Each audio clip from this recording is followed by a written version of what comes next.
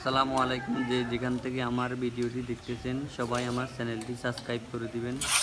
আপনাদের ইচ্ছা আছে আমি ভালো কিছু করতে পারবো, আপনারা সাপোর্ট করলে ভালো কিছু করতে আগ্রহ জাগবে। কথা না বাড়িয়ে কাজের কথা বলি। যে টাইলসগুলো কাটতেছি এগুলো হচ্ছে যে রাউন্ড পিলারের টাইলস, এগুলো wall tiles. Round pillar tiles কাটার আগে অবশ্যই রাউন্ড পিলারটা মেপে দেখবেন যতটুকু হলে সুবিধা হয়, 2 ইঞ্চি, 2.5 ইঞ্চি বা 3 ইঞ্চি। সব জায়গায় যেন একইভাবে সিট খায় এমনভাবে কাটবেন। আর টাইলসগুলো কাটার সময় অবশ্য গ্লান্ডার মেশিন দিয়ে কাটবেন না। এগুলো যে কোনোভাবে অনেকভাবে বিট পাওয়া যায়, থাই বিট, অনেক রকমের বিট পাওয়া যায়, এগুলো দিয়ে কাটার চেষ্টা করবেন। গ্লান্ডারে কাটলে অনেক সময় 1 সুতা 2 সুতা করে কমে যায়, তখন আপনার টাইলসগুলো কাটা অ্যাকুরেট হবে না।